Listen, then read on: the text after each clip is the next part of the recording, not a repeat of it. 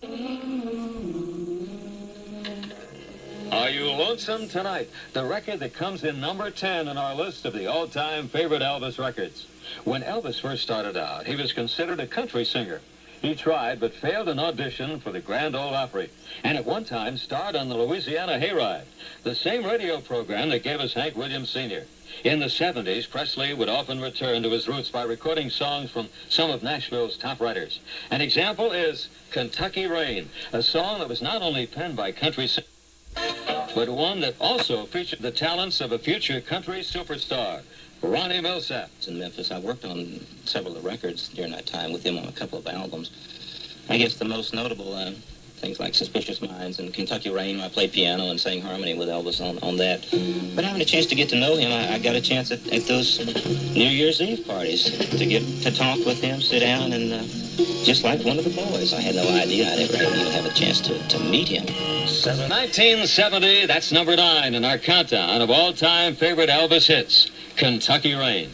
Up now, we have a bonus hit, one that followed Kentucky Rain up the charts, The Wonder of You.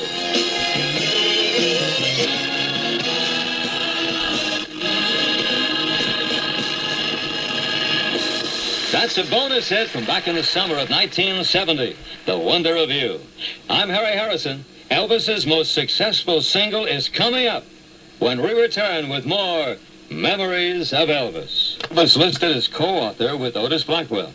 It seems that Presley altered some of the lyrics on the Blackwell demo, and for that reason was granted the credit.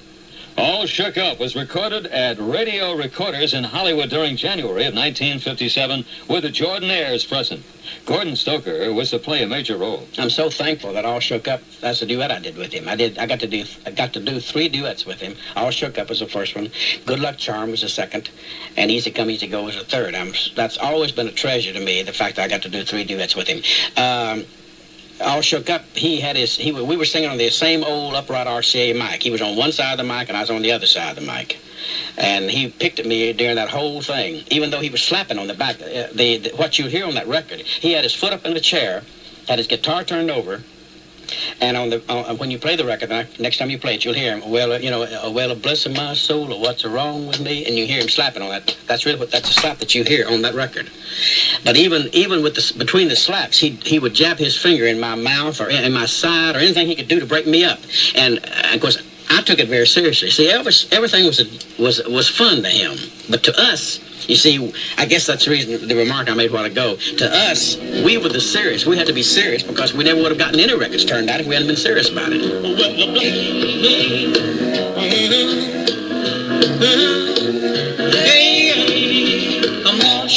That's number 8 in our countdown of all-time Elvis favorites, All Shook Up.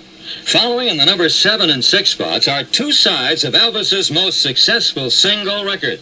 Here it is. Coming in at number 7, here's another Otis Blackwell composition, Don't Be Cruel.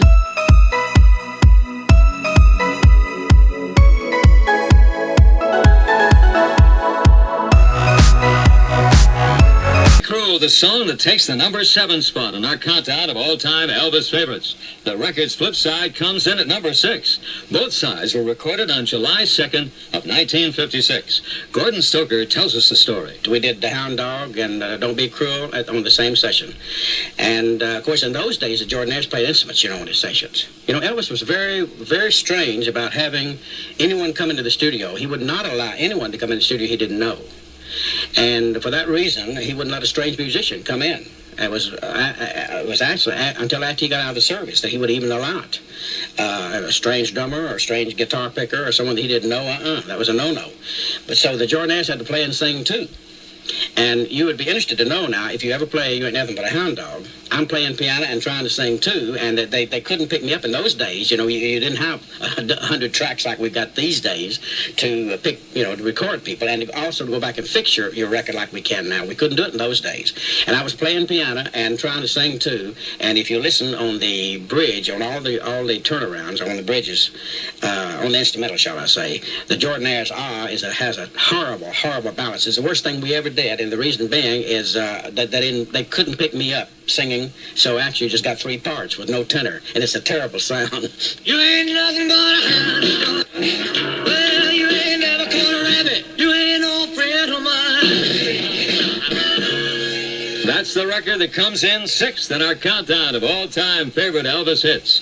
Hound Dog, a #1 record from back in 1956. As a bonus track, we have another Elvis chart topper here, one that just missed making our survey. I Want You, I Need You, I Love You. Hold me close. That's a bonus hit from back in the spring of 1956. I Want You, I Need You, I Love You. This is Harrison. 2 more Elvis chart toppers are coming up when we return to Memories of Elvis. It's taking us up to the #5 spot and the King's first #1 record ever, Heartbreak Hotel. Gordon Stoker of the Jordanaires was at the Nashville recording session, and he remembers. He was very, very much wanting to make a hit with RCA because he was under a lot of pressure. Steve Shows with RCA, he was a beautiful person with RCA, of course, signed him, and he was a very kind person to him, which is what Elvis needed. But at the same time, he leaned a lot on the Jordanaires and the musicians because really that's all he knew to lean on. And it was a very trying time for Elvis to go in on the first sessions because he didn't really know. As a matter of fact, the exact words he said, if I have a hit come out of this session, I want you guys to work with me from now on. The musicians there were, of course, Scotty Moore, DJ Fontana, and Bill Black. All of us were there, as you know. But Heartbreak Hotel just swept the country overnight. So from then on, it was just, history from then on. Well, this my baby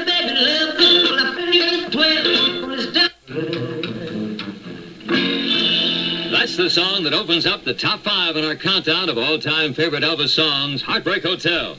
The #4 record is one that had advance orders for over 1 million copies before it was even recorded. As a matter of fact, the record was so popular that the name of Elvis's first movie was changed from The Reno Brothers to Love Me Tender. Love me. Coming in at #4, that's the song that was used as the title to Elvis's first movie, Love Me Tender. This is Harrison. The top 3 Elvis songs on our countdown are coming right up on Memories of Elvis. Its debut in the movie Blue Hawaii is remembered by one of its authors, George Weiss. He was walking down an aisle in his multi-office place. Now, at one of those offices, he heard the sounds of my demo, and he stopped. And he looked in and he said, "What was that?" So the people who were playing said, "Oh, we're just going over a lot of songs, for the new movie. Forget that one, that's no good." He says, "I want to hear that one again." So they were kind of stunned, and they said, "Well, okay, if you want to." And they played it for him again. And he says, "I'm going to do that one." Now, he did the song. They were not happy about it. They tried their best to hide it. And the song forced its way out of the album as a single, because when the soundtrack came out and jockeys started to play that particular one from the album, people started coming in and asking for it as a single.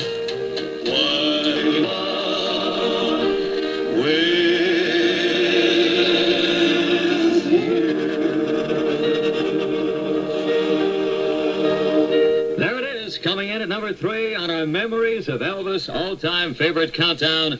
That's Can't Help Falling in Love. The runner-up in our top... Suspicious Minds, the record that takes the runner-up spot in our Memories of Elvis all-time favorite countdown. Here it is, the song our blue ribbon panel of radio programmers voted as the #1 all-time Elvis hit was one from a movie. It was the title track to Jailhouse Rock.